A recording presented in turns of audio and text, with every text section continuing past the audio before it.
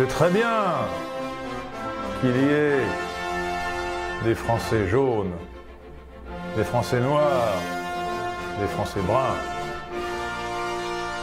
Ils montrent que la France est ouverte à toutes les races et qu'elle a une vocation universelle. Mais à condition qu'il reste une petite minorité. Quand par exemple certains employeurs s'adressent à des directeurs d'agences intérim, leur disent s'il vous plaît, je ne veux pas d'arabes et de noirs. Ça c'est quand même injuste. Pour une fois, je me suis mis à travailler comme un nègre. Je ne sais pas si les nègres ont toujours tellement travaillé, mais enfin ça... La musique nègre, c'est l'expression de l'âme des populations de race congoïde. Les blancs sont les caucasoïdes, les noirs d'Afrique sont les congoïdes.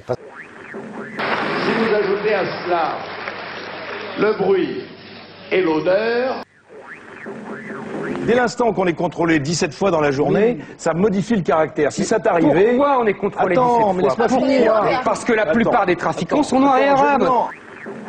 La définition même de la démocratie, c'est qu'on essaye de réduire les inégalités. Nous sommes des Français! Nous sommes des Français! Nous sommes des Français!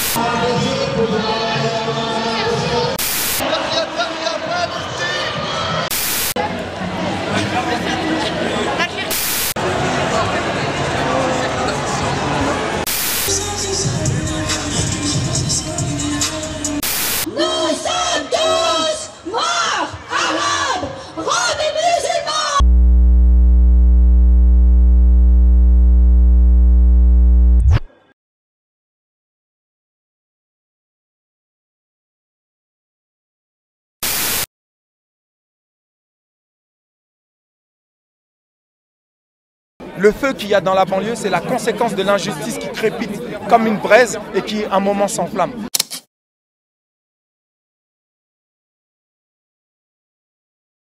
Donc le vrai problème, c'est le racisme institutionnel, le racisme de l'État français et non pas les populations qu'on montre comme des délinquants. C'est la relégation sociale depuis 30 ou 40 ans, c'est le chômage structurel, c'est le racisme, c'est le fait que le premier ministère qui intervient en banlieue, c'est le ministère de l'Intérieur.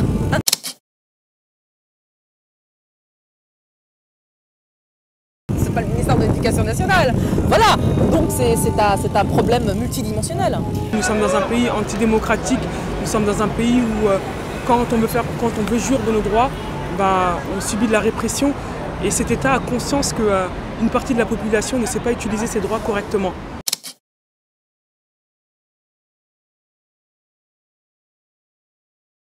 Et quand on ne sait pas utiliser ses droits correctement, on peut te dire, bien sûr, tu as des droits. Mais eux, ils ont conscience, moi la première, quand on ne sait pas les utiliser, c'est là qu'on nous écrase encore plus facilement.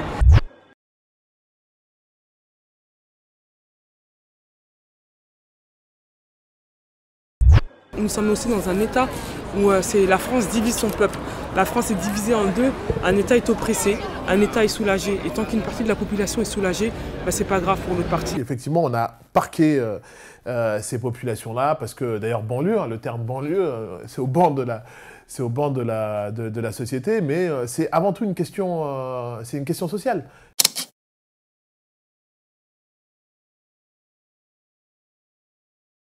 C'est-à-dire qu'on considère que tous les gens à faible revenu ou catégorie ouvrier et tout, on va les mettre là-bas. Et par contre, du coup, le challenge pour ceux qui en sont issus et qui en ont marre, c'est d'accéder à la propriété, c'est d'en sortir. Des délinquants, il y en a partout.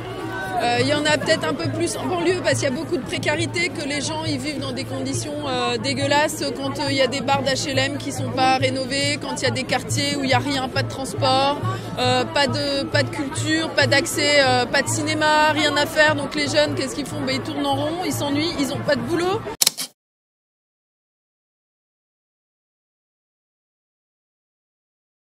Il y a du chômage énormément. C'est des jeunes qui sont stigmatisés, qui ont beaucoup de mal à trouver un emploi, qui ont beaucoup de mal à être reconnus dans la société. Donc c'est normal qu'au bout d'un moment, ils pètent les plombs.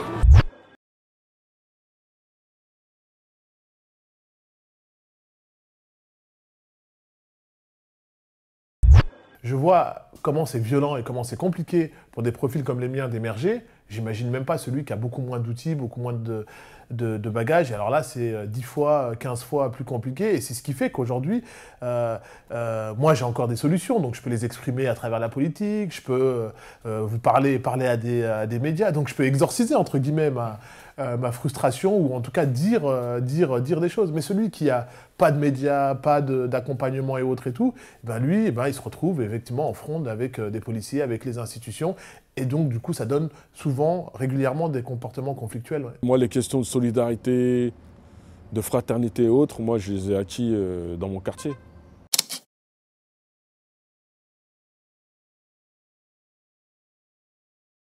Voilà, ces fameux quartiers populaires qu'on incrimine, qu'on présente comme des zones qui nous rendraient sauvages, soi-disant.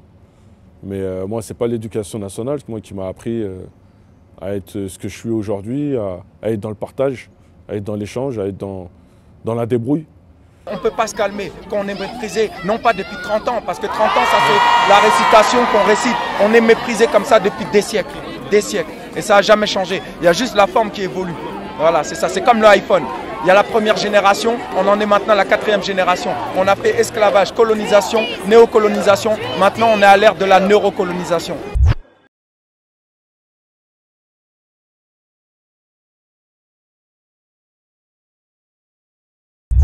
Quand on a commencé à faire les journées internationales des droits de la femme, toutes les institutions, elles venaient les célébrer où? Ni putes ni soumises, dans les endroits, dans les quartiers. Comme si la question de l'égalité homme-femme ne posait pas problème de manière générale dans la société. Et qu'est-ce qu'on préfère? On préfère aller prendre le ministre ou le président de la République qui va aller dans un quartier et dire « Ah, il faut… » Bien sûr, ils ont raison de le dire dans nos quartiers. Mais en fait, qu'est-ce que ça sous-tend comme discours? Ça sous-tend comme discours qu'il y a la question de l'égalité homme-femme versus dans les quartiers.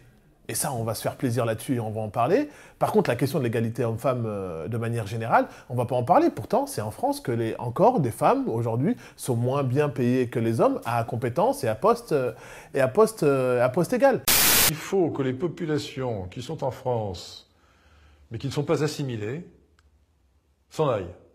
Il faut expliquer à ces gens qui nous détestent, qui ne nous aiment pas, que si vous avez un problème avec nous, autant mieux laisser ce qui se passe, ce que vous faites dans nos pays, arrêter de tuer nos familles, de séparer nos familles pour pouvoir piller nos terres et après ici venir nous faire manger pour des mange-pierres.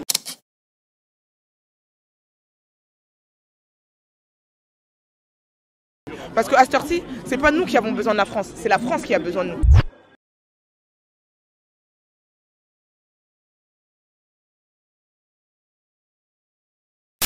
Justice nulle part, police partout, justice nulle part.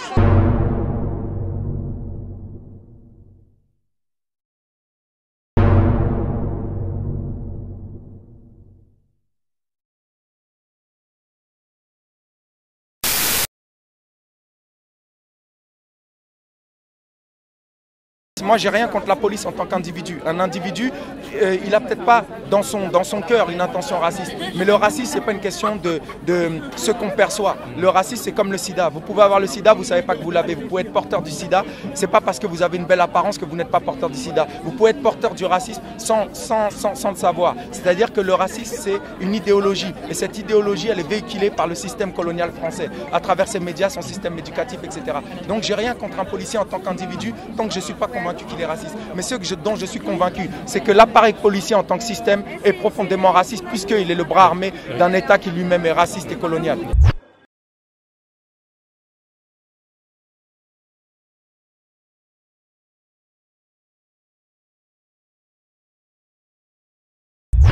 15 morts par an, c'est des chiffres qui parlent. 15 morts par an en moyenne, tués par la police. On ne compte pas les mutilés, les blessés et les violés. Comme dans la dernière affaire de Théodore Luaka. Donc ça déjà c'est un sacré malaise.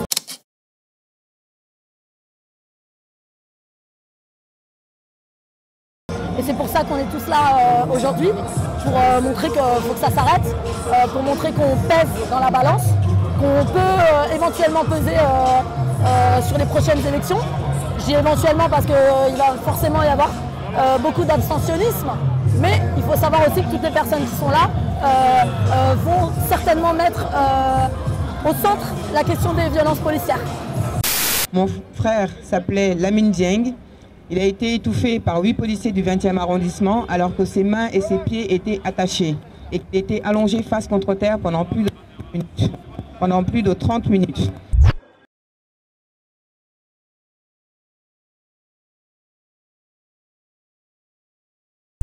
Nous, notre vie, elle a basculé le 19 juillet. Le 19 juillet, mon frère a été retrouvé mort dans des conditions atroces dans les locaux de la gendarmerie suite à un contrôle d'identité qu'un de mes frères, Bagui, subissait, qui aujourd'hui est en prison pour tentative d'assassinat.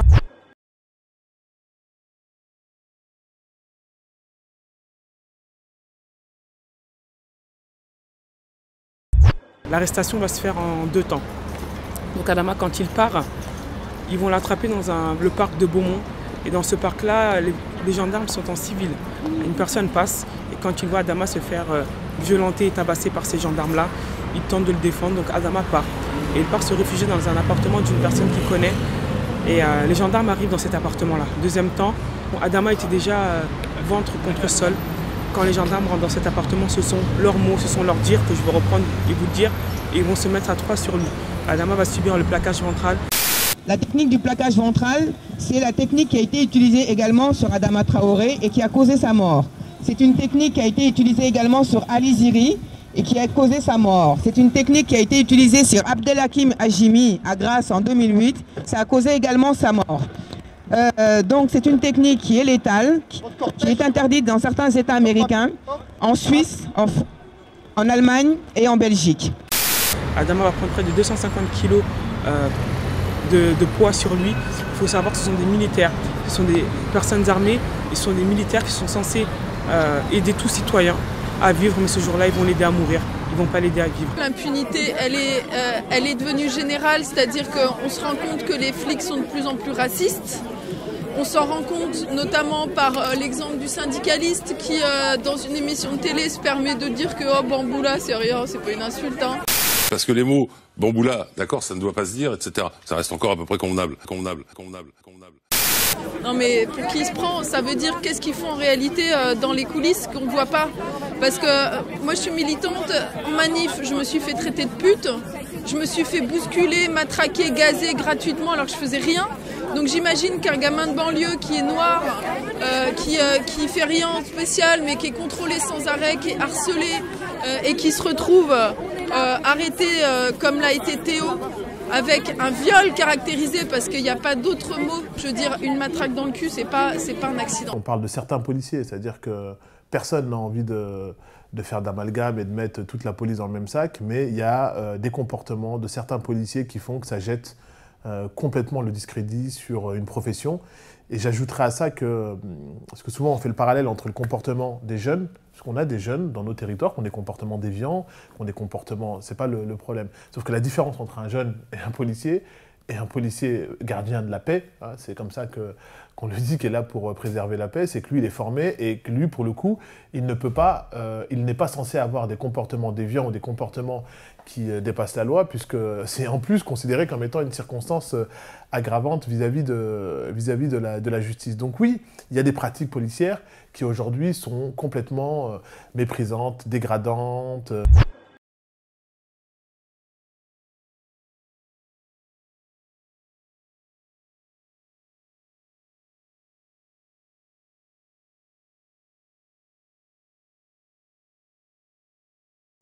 C'est le rôle de l'État policier que de réprimer tous les mouvements sociaux qui s'expriment. On l'a vu d'abord depuis 30 ans dans les quartiers populaires et on l'a vu l'année dernière avec le mouvement du Debout et la répression du mouvement syndical. Et on le voit aujourd'hui, enfin je veux dire systématiquement, on l'a vu encore récemment pour les mobilisations pour Théo par exemple. personne ne dit que tous les jeunes se comportent bien ou que tous les habitants des quartiers populaires se comportent bien. Personne ne peut n'a la naïveté de le dire. Sauf qu'en l'occurrence, qu'est-ce qui jette le feu aux poudres? C'est souvent des policiers qui sont en première ligne, dans des territoires d'ailleurs où il n'y a quasiment plus de services publics. Donc du coup, si bien que les seuls représentants des services publics qu'on voit, c'est les policiers, et c'est souvent entre guillemets, ceux qui vont acquiescer ou entre guillemets recevoir la révolte bien souvent. Quand il y a une manifestation, c'est les policiers qu'on voit. Quand il n'y a pas de manifestation, d'ailleurs, c'est quand même les policiers qu'on voit. C'est quand même souvent une partie de cette population-là qui est 3 fois, 4 fois, 5 fois dans la même journée contrôlée parce qu'elle ne correspond pas au profil si je puis dire ça comme ça. Donc voilà, c'est l'ensemble de ces pratiques-là qui font qu'à un moment donné, ça a souvent tendance à mettre le feu aux poudres.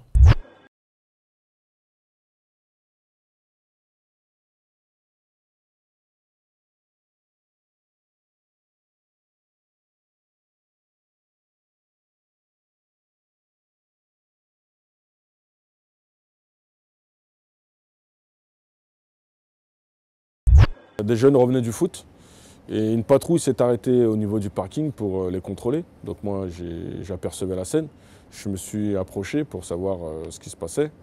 Donc c'était apparemment un contrôle de routine. Mais il s'avère que ce contrôle de routine, si on ne le sait pas, c'est un contrôle qui n'a pas lieu d'être. Il faut savoir que les forces de l'ordre, s'ils n'ont pas le document, le motif qui leur permet de contrôler dans une résidence, donc ce document est appelé la commission rogatoire, il ne peut pas effectuer son contrôle. Par contre, sur l'espace public, oui.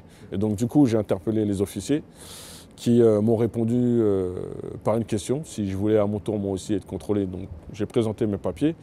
Le supérieur, ayant aperçu qu'il y avait un souci, s'est présenté à nous. Alors j'ai reposé la même question. Et lui, par contre, il m'a juste observé quelques secondes et il a fait demi-tour en rappelant ses gars, ses collègues. Et ils ont fait demi-tour. Et là, les gamins étaient surpris. C'est là où je leur ai expliqué que le droit est important. Pas de justice, pas de justice, pas de paix, pas de justice, pas de paix, pas de justice, pas de paix, pas de justice, pas de paix, pas de justice, pas de paix, pas de justice, pas de paix, pas de justice, pas de paix, pas de justice, pas de paix.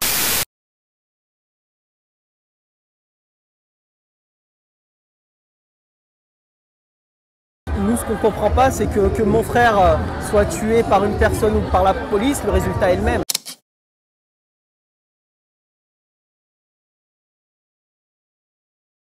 C'est-à-dire que mon frère, il aurait dû vivre, il était menotté le 1er janvier 2012 lorsqu'il a arrêté, il n'aurait pas dû terminer sur un cercueil. Donc après, à partir de là, que ce soit des policiers ou pas des policiers, ce n'est pas normal. Et après, le fait que ce soit des policiers, normalement, la loi dit, et ce qui est normal, que c'est une circonstance aggravante.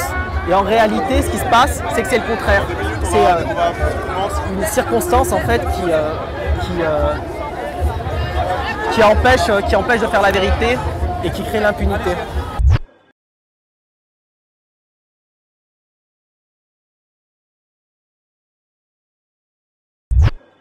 Chaque année, dans le cadre de la Journée internationale des violences policières, depuis 5 ans, nous sommes présents pour dénoncer une double injustice. La première injustice, celle de supprimer la vie, et la deuxième injustice, celle qui est judiciaire, en fait, de ne pas faire la vérité et la justice sur les causes de la mort.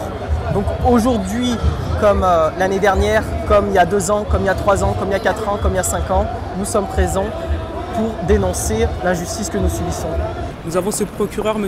Yves Vianney, qui saisit sur l'affaire et qui va tout au long de l'affaire mentir, ne pas donner la vérité en tout cas, ou oublier ou ne pas nous donner la vérité volontairement.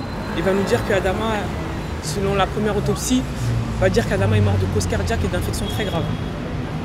Nous, on connaît notre frère, on sait pertinemment que mon frère n'est pas mort d'infection grave et de cause cardiaque. Mon frère était un sportif et il n'était pas malade. Ensuite, au même moment, à la préfecture, ils vont nous dire qu'ils vont mettre les formes, ils vont être très courtois, ils vont être très polis. Ils vont nous dire que oui, nous savons que dans la religion musulmane, on enterre le corps dans les 3 jours.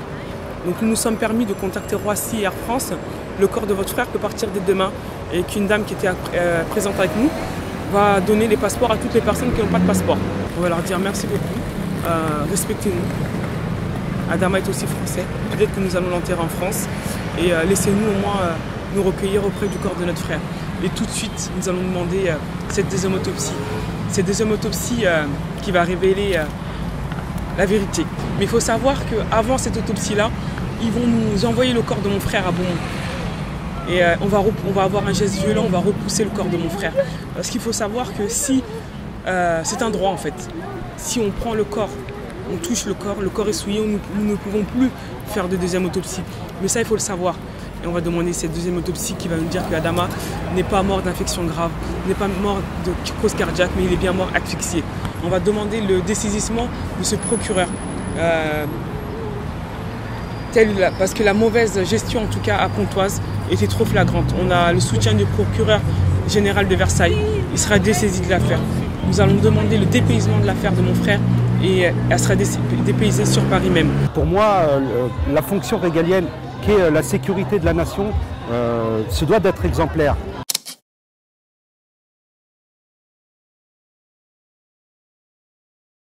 Et aujourd'hui, on a justement des dérapages, nous avons des bavures qui sont juste inacceptables. Cette fonction est garante du bon fonctionnement de la République. Aujourd'hui, ce que je dénonce, c'est cette justice à deux vitesses, avec d'un côté des présidentiables qui ont des affaires et qui ne sont pas plus dérangés que ça, et à côté de ça, des citoyens qui subissent des sévices et, alors qu'ils ne sont aucunement concernés par quelconque affaire. Le vrai travail, si on veut à un moment donné que les populations à un moment donné aient confiance en la justice et qu'il n'y ait pas ce deux poids deux mesures, surtout, et je le disais tout à l'heure et je le redis, que pour un policier qui commet des actes répréhensibles, ou en tout cas des actes répréhensibles, c'est une circonstance aggravante. C'est-à-dire que très concrètement, un jeune qui jette une pierre, c'est passible d'une peine de prison ou en tout cas d'une condamnation, mais c'est le double pour un policier qui se comporte de la même manière que ce jeune-là. Donc normalement, on ne devrait pas se retrouver avec des policiers qui bien souvent ne sont pas punis et de l'autre côté, des jeunes qui sont assez facilement punis. Entre le trafic de drogue et la délinquance en col blanc, il y a une petite différence. Non mais Eric, Moi, je me rappelle de l'affaire Cahuzac. C'était la même chose. En fait, je me rappelle que le PSG avait fêté son titre dans la même semaine, en fait, où Cahuzac avait été en fait démis de ses fonctions au niveau ministériel.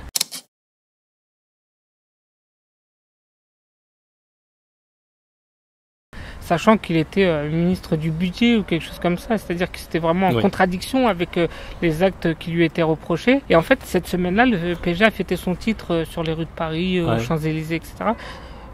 Des jeunes ont caillassé une vitrine peut-être, et ils ont été en comparution immédiate, prison ferme, etc. Le même Cahuzac, le week-end de fin de semaine, est reparti à au marché de la circonscription locale qu'il avait élue au Parlement, et disait qu'il songeait à se représenter. C'est-à-dire qu'en fait, c'est incroyable comment en fait la justice peut être rapide et forte avec le faible, et faible et très lente avec le fort.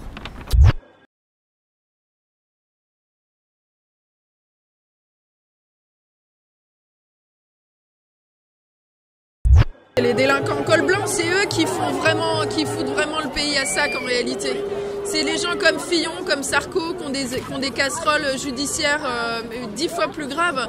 Ces mecs-là, ils font pas de prison.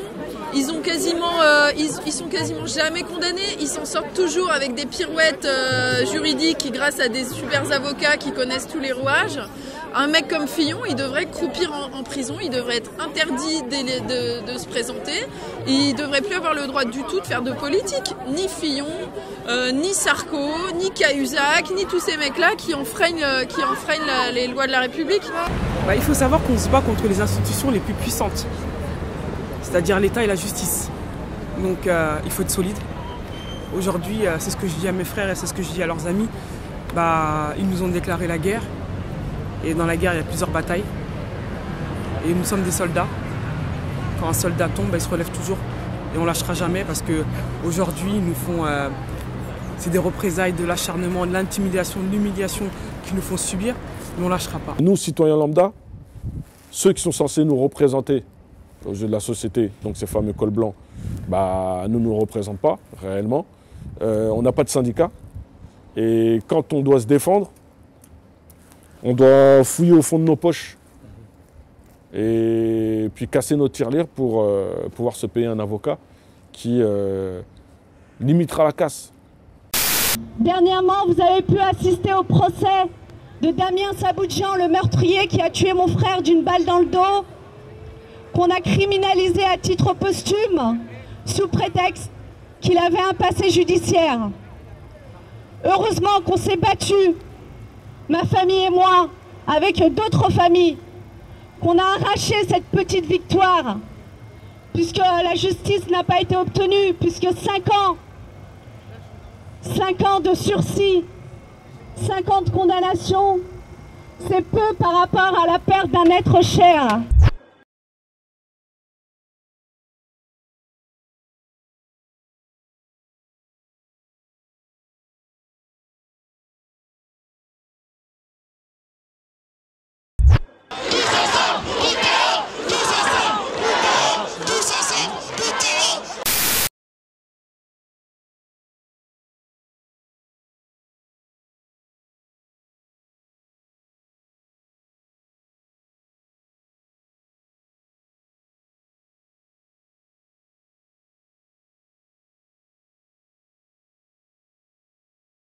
J'ai eu un gros soupir comme à chaque victime des brutalités, des crimes des forces de l'ordre.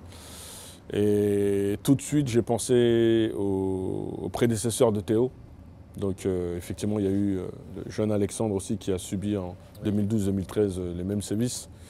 Je pense à Zied Debouna, je pense à Larami Amoussine, Adama, et avant, voilà, Amin, Bentounti, Wissem, voilà, c'est tous ces noms-là qui se répètent à chaque fois qu'on entend une victime, une énième victime des forces du désordre, puisque je préfère dire forces du désordre, parce que pour moi, ils n'assurent pas l'ordre. On lutte contre la négrophobie en particulier et le racisme d'État en général. Et donc on estime que la France, elle est coloniale et que ce qui est arrivé à Théo à travers un contrôle au faciès, c'est un prolongement de la logique coloniale. Mais comme on n'a pas appris à lire entre les lignes, on ne voit pas qu'il y a une continuité entre la manière dont la France traitait les indigènes au temps de l'esclavage et au temps de la colonisation, qui étaient martyrisés par les forces de l'ordre de manière à les assigner à une place, et la manière dont Théo a été humilié dans sa dignité pour l'assigner aussi à une place. Et on accepte de plus en plus ça. S'il n'y avait pas eu les caméras, eh ben, ce serait quelqu'un qui se morfondrait et il n'y aurait personne là pour le défendre et peut-être même qui sera en prison avec la matraque dans son intimité.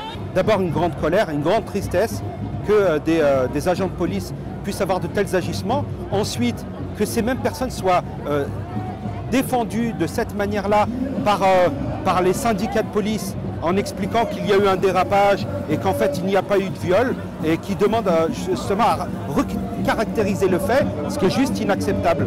Beaumont est une ville de moins de 10 000 habitants. Tous les va-et-vient, on les entend, on les voit. La porte de la gendarmerie s'ouvre et se ferme. Et la population, les Beaumontois, les villes limitrophes vont venir devant cette gendarmerie et ils vont rester jusqu'à ce qu'il y ait des nouvelles de Adama. Et j'ai un de mes petits frères qui va bloquer la porte vers les 23 h et va dire on veut voir Adama. Et là, on les fait rentrer, on leur dit si on vous dit quelque chose, est-ce que vous allez mal le prendre? Et bien évidemment, pas une seule seconde, on va penser à la mort, ils vont dire non. Et ils vont rentrer, ils vont mettre ma mère dans une pièce et mon frère à côté. Et ils n'ont même pas le courage de le dire à ma mère. Ils vont dire que Adama est mort. Et c'est là que le drame commence pour nous. C'est là que le combat commence pour nous. J'ai un de mes frères qui va s'énerver. Les gendarmes vont venir sur lui, ils vont lui sauter dessus, sur lui, ils vont le gazer. Et ils vont sortir ma mère, ils vont gazer la foule qu'il y a dehors. Et c'est là que tout le monde va rester devant cette gendarmerie et ne va pas bouger jusqu'au lendemain. C'est là que le combat et la lutte pour Adama Traoré, mon frère, va commencer. C'est quasiment les mêmes histoires, c'est-à-dire qu'on a dans des conditions obscures des jeunes ou un jeune qui est décédé dans une altercation avec la police. Alors pour Mouzine El Arami, ce n'était pas le cas, ce n'était pas une altercation avec la police. Alors, moi, mon hypothèse pour Mouzine El Arami, c'est qu'il y avait d'une certaine manière une altercation, puisqu'en fait les policiers leur couraient après, sauf que la théorie de la police jusqu'à aujourd'hui, c'est de dire non, on ne leur courait pas après, d'ailleurs on intervenait sur un vol à la roulotte. Donc voilà, donc tout le débat. Et ce qui enflamme, moi je ne fais pas partie de ceux qui disent qu'ils ont voulu tuer ou qui avaient une volonté de tuer. Mais il y avait une volonté, et là en l'occurrence pour Villiers-le-Bel, l'humiliation à l'époque, ou le phénomène à la mode pour les policiers, c'était de tamponner par l'arrière les motos et qui tombent. Sauf que voilà, en faisant ce genre de pratique-là, la conséquence c'est que du coup, ils n'ont pas maîtrisé le truc et ils ont été amenés à les tamponner. Ça c'est ma théorie personnelle. On a appris hier soir que le conducteur de la voiture de police qui a percuté 2 adolescents de 15 et 16 ans le 25 novembre 2007 a été mis en examen pour homicide involontaire. Mais en même temps, je suis convaincu qu'à chaque fois, dans ce type d'histoire-là, on commence par sortir des gros mensonges qui font qu'à un moment donné, ils sont tellement facilement démontables que du coup, ça alimente toutes les théories. Toutes les théories. Et c'est des fois extrêmement compliqué de calmer les populations parce que du coup, on se dit, mais c'est pas possible. Et à chaque fois, on a à peu près le même procédé. Par exemple, pour Mouzine El Lahrami, et à chaque fois, ça a été comme ça. On a dès le lendemain ou le surlendemain, une enquête qui normalement aurait dû prendre 3 semaines, 1 mois, voire 3 mois, et bien en 2 jours, on arrive à dire, bah non, tout va bien, circuler, il n'y a rien à voir, et donc en l'occurrence pour Adama par exemple, il avait un problème médical. On a commencé par dire ça, si mes souvenirs sont bons. Et pour Mouzine El Lahrami, alors ça a été encore plus douloureux parce qu'à l'époque, la procureure de la République, dont je me souviens très bien, avait dit le lendemain, en venant sur le terrain, en disant, et donc elle se retrouve devant la presse et elle dit c'est un banal accident de la route. Voilà. Et donc, quand bien même ça serait un banal accident de la route, quand vous avez 2 jeunes qui viennent d'être décédés la veille et que vous dites que c'est un banal accident de la route, déjà, c'est horrible, c'est affreux, c'est violent comme terme. Et en plus, tout le monde est convaincu et tout le monde continue d'être convaincu que ce n'était pas un banal accident de la route. Mais néanmoins, cette blessure, elle relève d'un accident, c'est-à-dire qu'elle résulte, d'après les enquêteurs de l'IGPN, d'un coup de matraque porté dans le dos sans intention, en gros, de causer une blessure à l'anus. Je pense que les habitants des quartiers n'en doutent pas une seconde que ce n'est pas un accident. Ce qui se passe en fait avec ce genre de choses, c'est que d'un côté il y a un syndicat qui prend la parole, qui est puissant, et d'un autre côté il y a la parole d'une personne ou d'un ensemble de personnes qui vivent ces situations et qui savent très bien, pour avoir vécu ces situations, pour connaître ce qui se passe entre les policiers, les jeunes des quartiers, etc., que c'est pas possible que ce soit un accident de la manière dont ça s'est passé, au vu de comment ils ont agressé la personne, ils l'ont mis dans un coin, etc. C'est difficile à croire que ce soit un accident. On a apporté un soutien à Théo et notamment à l'oppression qui est faite parce que Théo, c'est nous tous. C'est vraiment, c'est pas pour nous ou pour quiconque que les gens sont déplacés. Ils sont déplacés parce qu'on est enchaînés à la même oppression. Mais le problème, je le redis, c'est qu'il faut qu'on attende que la douleur soit aussi intense qu'une rage de dents pour aller chez le dentiste ou alors pour prendre les choses en main. C'est pas normal. Il faut savoir qu'aujourd'hui en France, nous allons en prison pour rien. Mes frères sont devenus des prisonniers politiques. Et mes frères m'ont demandé à ces gendarmes, qu'est-ce qu'on a fait, pourquoi vous faites tout ça? On va leur répondre, ta sœur a fait trop de bruit, qu'elle se taise. Donc aujourd'hui c'est un acharnement et l'affaire Adama est devenue politique, est devenue une affaire d'État. Et Youssouf va être relâché, mais on ne comprend pas pourquoi Bagui n'est pas relâché. Et en fait on va comprendre plus tard pourquoi Bagui n'est pas relâché. Bagui est le témoin principal dans la mort d'Adama. C'est le premier, c'est le dernier à l'avoir vivant et c'est le dernier à l'avoir vu allongé sur le sol de cette gendarmerie. C'est Bagui qui va nous dire qu'il va manquer, qu'il a vu un gendarme rentrer avec un t-shirt tout blanc et ressortir avec un t-shirt plein de sang. C'est Bagui qui a beaucoup d'éléments en tout cas sur le jour de la mort de notre frère.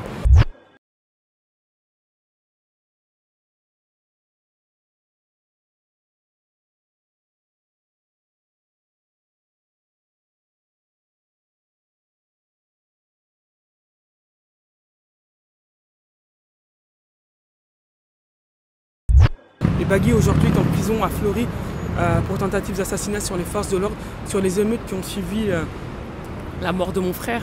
On vient le chercher 7 mois après et aujourd'hui c'est encore une fois criminaliser la famille, criminaliser notre frère, puisqu'il faut savoir ce qui touche à un de mes frères, qui touche à toute la famille bien évidemment. Et Bagui est isolé. Et depuis, Bagui fait une grève de la faim, il boit. Notre avocat a mis un signalement, donc il est vu en tout cas régulièrement dans la prison. Mais il ne veut pas manger parce qu'il ne comprend pas cette injustice-là.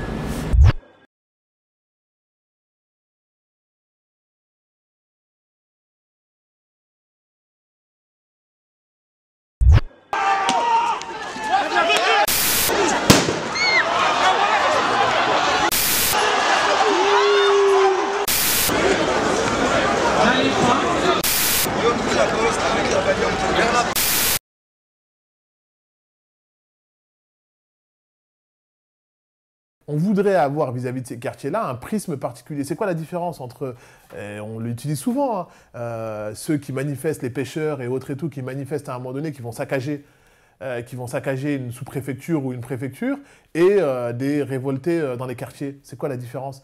C'est qu'ils se sentent au pied du mur et donc ils estiment qu'ils n'ont plus d'autre choix que d'arriver à la violence. Le problème, c'est le prisme qu'on voudrait avoir, c'est-à-dire que d'un côté, c'est des manifestants quand c'est les pêcheurs et les agriculteurs, et de l'autre côté, quand c'est les habitants de la banlieue, c'est pas bien et c'est des criminels. C'est ça qui est insupportable. C'est ça qui est insupportable. Je dis pas, c'est pas un appel à la violence.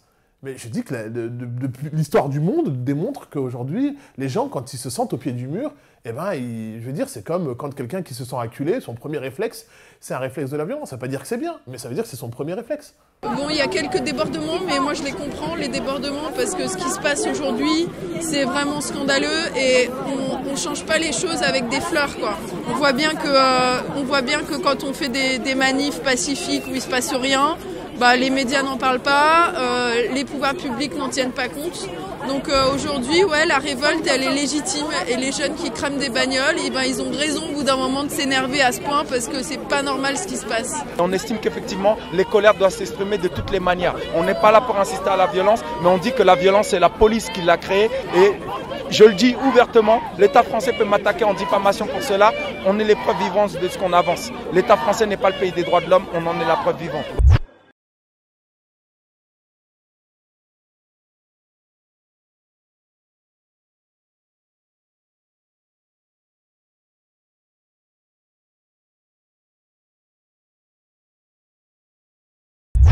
Donc on a la maire de notre ville qui va porter plainte, qui va tenter de porter plainte contre moi pour diffamation, parce que j'ai dit dans le gros journal de Moulidachour qu'elle s'était mise du côté des forces de l'ordre. Et ce jour-là, quand on apprend qu'elle veut porter plainte contre moi, elle publie, en tout cas elle partage sur sa page Facebook que les citoyens de Souche s'arment et viennent en aide aux pauvres policiers. Donc c'est une personnalité publique qui va appeler à la haine, incitation à la violence, incitation au port d'armes. Et nous décidons, nous aussi, d'aller au conseil municipal. Nous serons accueillis comme des voyous, comme des criminels, avec une cinquantaine de gendarmes ou des policiers lourdement armés qui vont nous fouiller avant de rentrer dans ce conseil municipal pour qu'on ne rentre pas en plus. Et on va nous dire qu'il y a 2 places. Les habitants, parce qu'on va aller avec tous les habitants de Beaumont, vont commencer à s'énerver, le ton va monter. On a une policière municipale qui va porter plainte, qui va gazer. Qui va gazer dans la foule, ma mère va être gazée, qui va gazer les enfants. Le soir même, 20 minutes après, nous avons une expédition punitive dans le quartier. J'étais avec les jeunes en bas, on devait être 20, pas plus. Et on les voit arriver à une centaine à courir. On les voit arriver par devant, on les voit arriver par derrière et on les voit sur le toit. Et je demande à ces jeunes habitants, je dis surtout ne bougez pas, levez les mains. Je vais vers ces gendarmes-là, je leur dis mais qu'est-ce qui se passe? Ils avaient fait une nasse. Et je leur dis donc aujourd'hui, en France, un citoyen français n'a pas le droit de jouir de ses droits et de son devoir sans qu'on puisse venir nous tabasser et nous frapper. Et là, ils vont dire charger. Et ils vont charger sur ces jeunes-là, ils vont les tabasser, ils vont les insulter. Ils vont attraper un de mes frères qui vont mettre en plein milieu de la route pour pouvoir le taper. Ils sont mis à 4. Donc moi, j'ai voulu rentrer dedans. Il y a Samir qui m'a attrapé, qui m'a dit ah ça, n'y va pas. J'ai dit ils vont tuer un de mes frères, ils vont pas en tuer un deuxième. Donc ensuite, c'est la panique totale partout. On va voir les gendarmes, les grados, on leur dit donc quand on va voir la maire, Nathalie Groux, et assister à un conseil municipal, nous avons droit à une expédition punitive dans les quartiers, c'est ça, où vous venez nous voir comme un camp, faire votre travail, en tout cas comme des camps d'entraînement. Qu'est-ce qu'ils ont répondu? Si vous n'êtes pas content, vous n'avez qu'à aller porter plainte. On a l'ordre social de la France qui fait que aujourd'hui, l'ordre est maintenu par une certaine forme de répression, et cette répression-là provoque des frustrations. Et ces frustrations-là, quand on est confiné dans des quartiers populaires, ça crée des situations, des fois, sans, je dirais en quelque sorte, sans point de retour en fait. Donc là, effectivement, au vu des derniers événements et des événements qui ont vu le jour après des événements tragiques, ça a provoqué des révoltes.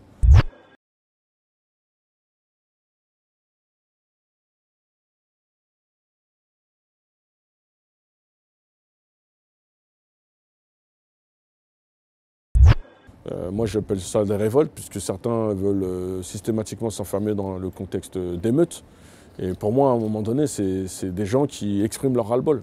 c'est qu'à chaque fois on se fait mépriser, à chaque fois on se fait insulter, à chaque fois on nous tue, à chaque fois on essuie des impunités, des injustices et autour de nous, personne n'est capable de faire front et de tenir tête à ces répressions et à ces inégalités qui se répètent.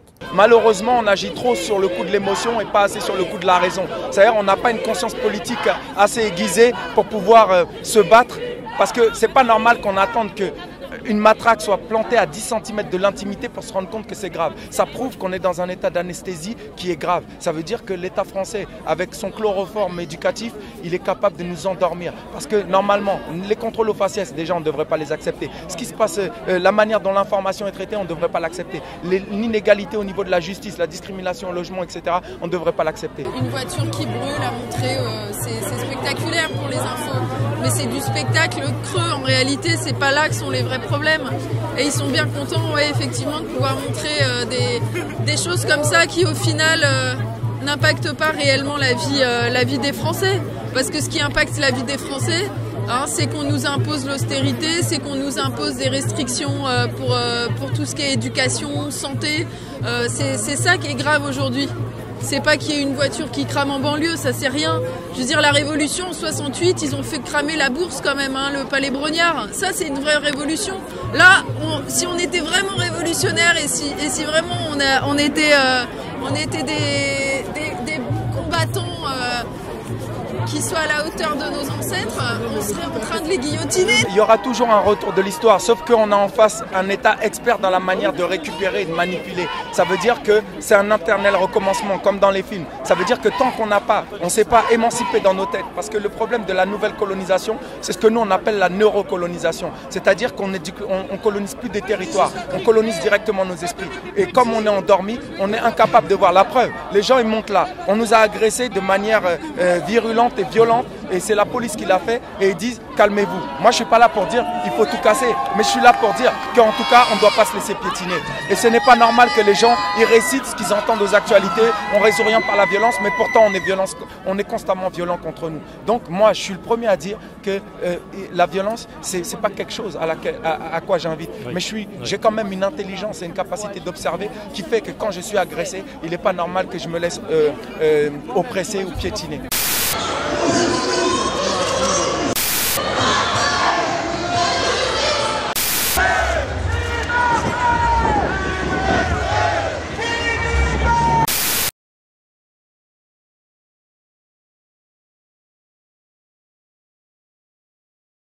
Sur place, dans la cité des 3000 à Aulnay-sous-Bois, on voit encore les vestiges de la nuit, des carcasses de véhicules incendiés, une dizaine, des poubelles qui ont fondu.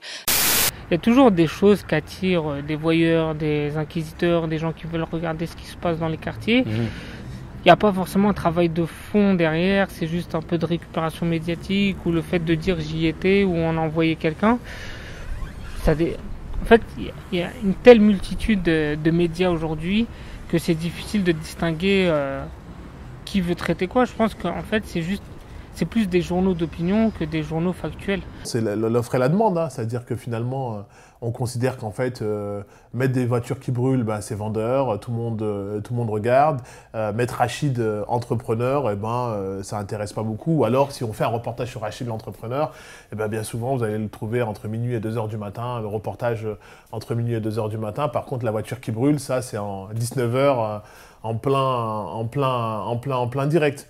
Disons qu'effectivement, il y a un formatage pour montrer toujours de la même manière les quartiers, mais le problème de la banlieue, le vrai problème, c'est que les gens regardent la banlieue comme un Polaroid. La Polaroid, ça sort une photo à l'instant T, mais ils ne regardent pas le contexte dans lequel est née cette photo. La banlieue, c'est les conséquences d'un traitement raciste, d'un traitement colonial de l'immigration. La France a été chercher des gens dans leur pays, les a dragués pour pouvoir reconstruire le pays, les a utilisés, exploités comme autant de la chair à canon qu'ont été les tirailleurs sénégalais, qui n'étaient pas que sénégalais d'ailleurs. Et après, maintenant, elle appelle ça la banlieue et elle dit que c'est ceux qui y habitent qui sont responsables. Le traitement médiatique est catastrophique, en tout cas jusqu'alors, puisqu'il y a systématiquement une criminalisation de la victime, c'est-à-dire qu'on commence par dire ce que le défunt a fait, le déni que le défunt a effectué avant d'expliquer les causes de sa mort. Je prends l'exemple de M. Bentounsi, qu'on a traité de braqueur, etc. Donc c'était totalement faux, puisque le jour où il a été tué, il courait, il fuyait la police, mais il n'y avait eu aucun braquage de commis. Pareil pour Théodore Luaka, à qui on a commencé à reprocher des histoires de détournement d'argent. Donc sans arrêt la même histoire, c'est-à-dire la criminalisation de la victime pour que le peuple, pour que les gens se sentent moins concernés. A priori c'est ça. Ou alors c'est de la fainéantise, voire de la bêtise de la part de certains journalistes, et ça c'est triste. On espère que les journalistes qui sont ici aujourd'hui prennent bien conscience de ça pour pouvoir traiter les prochains cas, en espérant qu'il n'y en ait pas autant que les 40 dernières années, de manière plus impartiale, et qu'ils prennent conscience que c'est très dangereux, parce que ça détourne l'opinion publique. Et c'est pour ça qu'aujourd'hui les enfants ils peuvent être endoctrinés, des pauvres victimes sont endoctrinées. On leur dit que le Daesh il est financé par les gouvernements, on leur dit pas. Et après, on remet ça sur qui? Sur la religion, qui n'a rien demandé. Parce que la religion, elle demande d'aider son prochain, d'être bon. Ça veut dire que même si demain quelqu'un t'insulte, quand tu es vraiment pieux, tu le gardes ta haine pour toi et tu dis merci. C'est ça ma religion.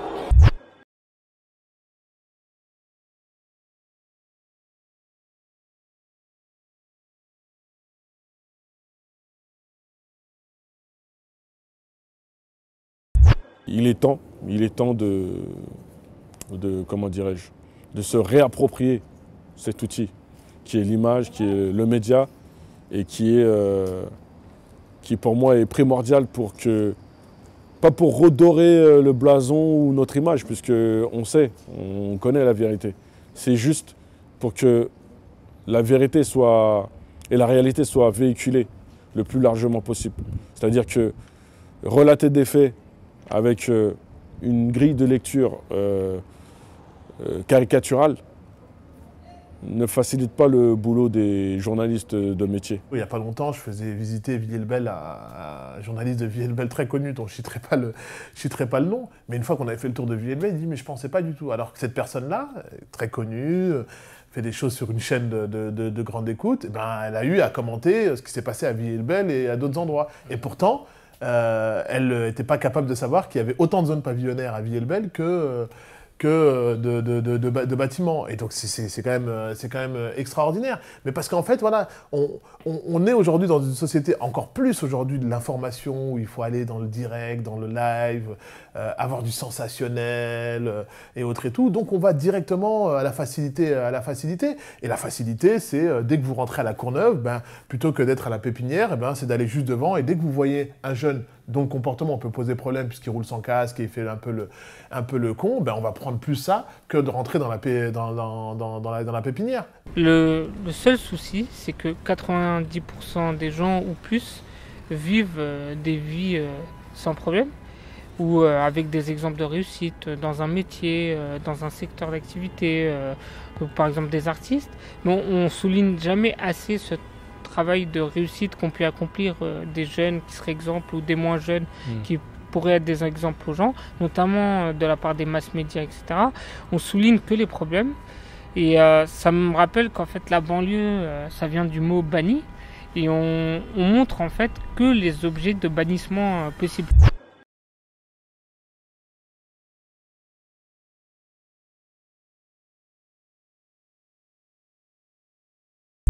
Si à chaque fois on laisse des médias véhiculer que de la fumée, que des voitures cramées et autres, alors qu'il se passe des choses fabuleuses dans nos quartiers, prenons notre matériel et montrons à la France ce qu'il y a de beau et de riche dans nos quartiers populaires. Au début, on était criminalisés, même de la part des médias. Comme je vous l'ai dit, un rapport de force a été établi entre eux et nous. Un mensonge est toujours, on communiquait toujours derrière. Il faut savoir que sur notre page Facebook et sur Twitter, nous sommes devenus nos propres médias. Donc ça veut dire que tout ce qu'on va faire sera automatiquement filmé, mis sur la page. On fera des communiqués, tout mensonge sera répondu par un communiqué. Toute chose, on va répondre donc la vérité, et on peut que reprendre la vérité. Parce que tout de suite après, nous sur notre page, au même moment, nous disons les faits, nous filmons les faits. Un adolescent dans le 16e, a priori à la Courneuve, il a autant de comportements déviants, où il va autant essayer de choses. Mais quand on va dans le 16e, on ne considère pas que l'alpha et l'oméga de la grille de la jeunesse du 16e, c'est tous ces jeunes, entre guillemets, qui s'essayent dans la cocaïne, qui s'essayent dans un certain nombre de choses et tout. Pourtant, il y en a même peut-être plus, hein, parce que d'ailleurs, dans nos quartiers, on parle de trafic de drogue, mais qui consomme ?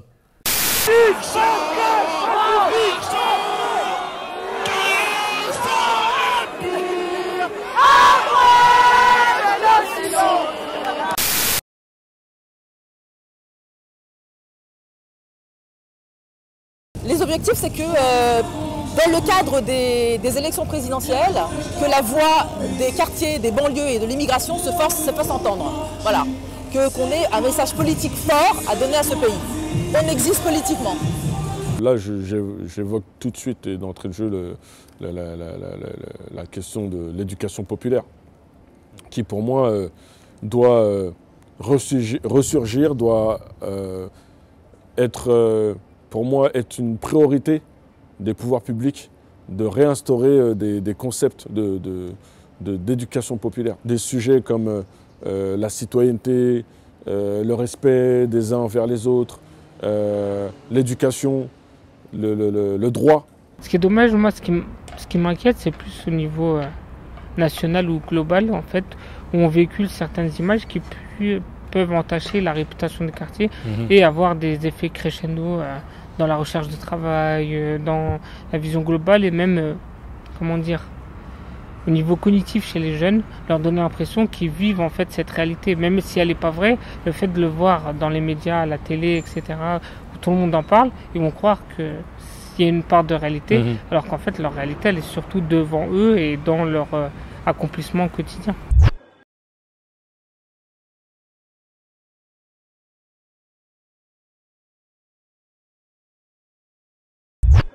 On peut l'espérer, mais au risque de donner l'impression d'être pessimiste, je ne pense pas qu'il y aura ce sursaut. Pourquoi? Parce qu'on agit encore trop dans l'émotion. L'émotion, c'est éphémère, parce qu'à un moment, elle retombe. Et c'est sur ça que joue toujours l'État. C'est pour ça que sa justice est toujours aussi longue. Qu'elle met 10 ans à donner un verdict pour Ziad Ebouna, parce qu'elle sait que 10 ans après, on n'aura plus la même vigueur.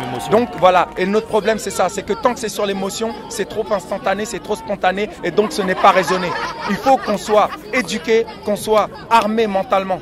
Et qu'on comprenne que la colonisation, dorénavant, elle se passe dans nos têtes. Ou on marche dans le même pas, ou sinon on est divisé. On n'est pas des moutons. On en a marre de se faire prendre pour des moutons, mais on reste dans la sauce.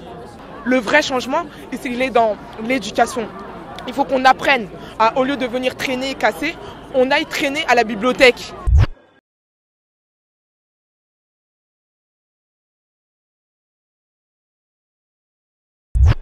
Apprends à connaître ton histoire pour savoir où tu vas aller. C'est bien beau de venir aujourd'hui, mais si c'est pour qu'en juin, parce qu'il fait trop chaud, moi j'ai envie d'aller en vacances, il faut que j'aille charbonner pour pouvoir aller en vacances, pour continuer à donner de l'argent à Dolce Gabbana, à Gucci, ça sert à rien. On peut aimer ou pas aimer aller à l'école, mais il est important de leur faire comprendre que c'est comme un jeu. Il y a les règles du jeu à respecter. Il suffit d'acquérir les éléments et les bases les plus logiques. Et puis après, tu es libre d'aller et de faire ce que tu veux du savoir que tu as pu acquérir. Quand tu as ton argent, tu touches 1 500 € et que tu préfères aller payer un téléphone à 700 €, que tu préfères aller payer une paire de Balenciaga pour te montrer sur Snap, tu n'as rien. Arrête de publier des photos justice pour personne. Prends ton argent, fais des choses humanitaires. Quand des jeunes ou des habitants ont des mauvais comportements, on se doit aussi de pointer du doigt et de dire attention. On subit déjà suffisamment au niveau national. Et entre nous, il ne faut pas en rajouter. Si les gens s'unissaient en fait pour s'en sortir à travers, par exemple, on parlait des associations culturelles ou artistiques, etc.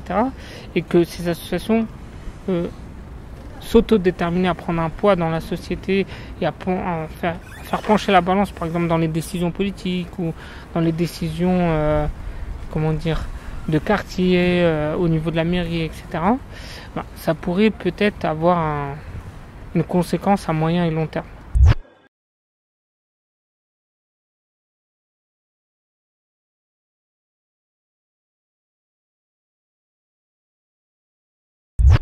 Il faut faire son propre parti, pourquoi pas, s'organiser. faire une autodéfense aussi politique. Ça aussi, c'est important. Ne pas suivre, j'ai envie de dire aussi dans nos quartiers, nous avons été conditionnés depuis très longtemps où cet état très paternaliste qui vient allumer le feu, qui vient nous sauver et où on attend, ils arrivent. Maintenant, il ne faut plus de ça. On s'organise nous, on se lève et on se défend nous-mêmes et on ne leur laisse pas cette place de jouir de cet état, de leur état paternalisme où ils sont contents. Parce que sans nous, il n'y a pas de eux. Donc politiquement, il faut s'engager et il faut renverser cette mauvaise France. Pour moi, c'est une question de volonté. C'est-à-dire que quand on est au pouvoir, on est en capacité de réformer. On nous a bassinés avec tellement de réformes qu'à chaque fois, ces réformes s'abattent sur les plus faibles de la société. Et notamment, les plus faibles de la société, ce sont les habitants des quartiers populaires et des milieux ruraux. Donc, soit nous, on se décide de réellement s'organiser, à serrer les coudes, à se débarrasser d'eux au niveau des urnes, quand l'occasion se présente et comme l'occasion se présentera dans 50 jours. Mais vu les différents candidats et l'offre politique qui, pour moi, les différentes offres politiques ne m'interpellent même pas, je vais faire usage de mon droit. Je suis allé voter, mais mon bulletin sera blanc. Ça, c'est juste pour exprimer le fait que vous avez beau nous raconter vos histoires, ça ne tient plus debout. On se dit, bon, ok, d'accord, on nous aime pas, eh ben vas-y, tous les noirs, tous les immigrés, on va pas travailler. Vous allez faire comment? Vous voulez tous qu'on aille en prison? On va tous en prison. On va tous en prison. Vous allez faire comment? Si on n'est pas là pour nettoyer vos merdes, vous allez faire comment? Eh ben on va pas travailler, on va rester à la maison, on paye pas notre loyer. Va voir sur une tour de 15 étages, avec 4 portes. Tout le monde arrête de payer ses impôts, tout le monde arrête de payer son loyer. Tu vas virer qui en premier? Tu vas virer personne, parce que tu as besoin de cet argent. Et surtout qu'il y ait une police de proximité qui soit formée pour juste être au service des citoyens, de les protéger, qui soit formé pour les respecter. Chaque flic devrait avoir un diplôme de sociologie, moi c'est ça que je dis souvent. On sait bien qu'une marche ne va pas changer les choses, que demain il y aura certainement d'autres morts, d'autres blessés. Maintenant, comme je viens de le dire, ça montre aussi qu'on peut tous se mobiliser sur ce type de drame. Il y a 2 ans, il y a eu une marche de la dignité qui a rassemblé 20 000 personnes. Là, a priori, il y en aura beaucoup plus.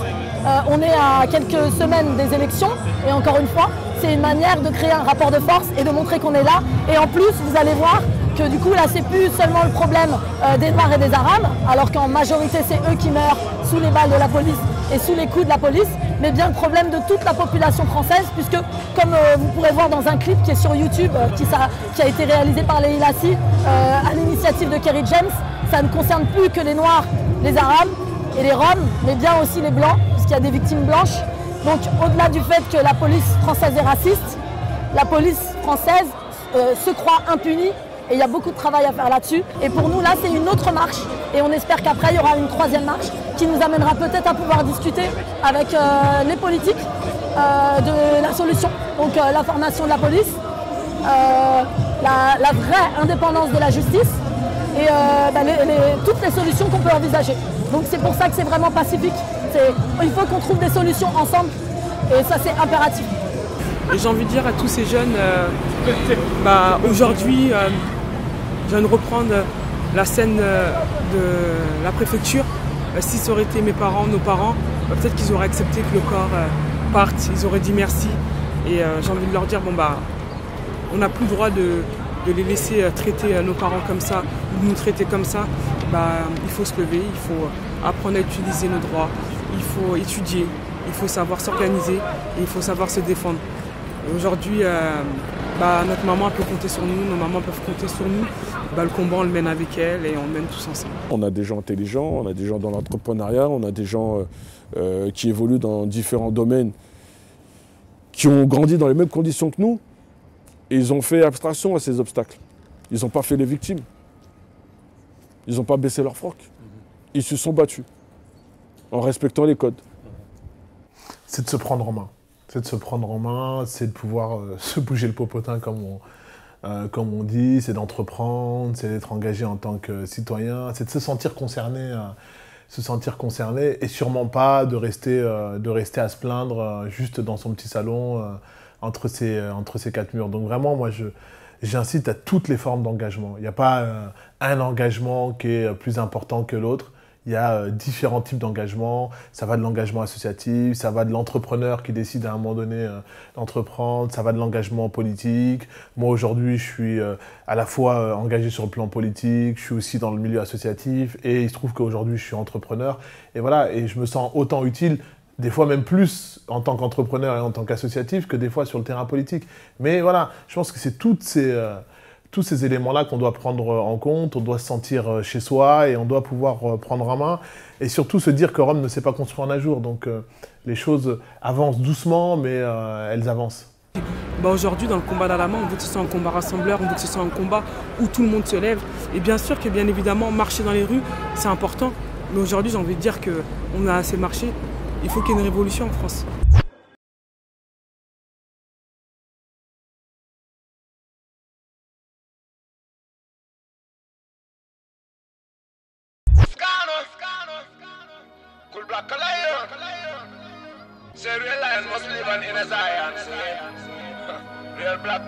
Paraît que c'est toujours meilleur ailleurs. Pourtant il ne fait pas froid chez moi. Pourquoi nous voient-ils comme des envahisseurs? Pourquoi sommes-nous sans cesse pointés du doigt? Immigrés, immigrés, immigrés, immigrés. Immigrés, immigrés, immigrés, immigrés. Immigrés, immigrés, immigrés. Pourquoi sommes-nous autant dénigrés? La voix des sans-papiers rapatriés. Pour toutes les demandes de visa refusées, ainsi que pour tous ces corps repêchés. Encore combien de morts pour qu'on trouve une solution? Une solution, une solution. Il fuit la misère, la guerre veut de meilleures conditions. De meilleures conditions, de meilleures conditions. L'histoire de la France-Afrique à réviser. À réviser. Immigrés colonisés pour mieux régner. Pour mieux régner. Je n'ai pas le fruit du hasard qui est en train de se dérouler. Après avoir semé, faut savoir récolter. Faut savoir récolter, faut savoir récolter. La France, c'est pas ce que tu voyais dans les films, ni dans les publicités. Immigré dit que c'est encore pire que ce qu'on lui racontait. Immigré, immigré, immigré. Paraît que c'est toujours meilleur ailleurs. Pourtant il ne fait pas froid chez moi. Pourquoi nous voient-ils comme des envahisseurs? Pourquoi sommes-nous sans cesse pointés du doigt? Immigrés, immigrés, immigrés, immigrés. Immigrés, immigrés, immigrés, immigrés. Immigrés, immigrés, immigrés. Pourquoi sommes-nous autant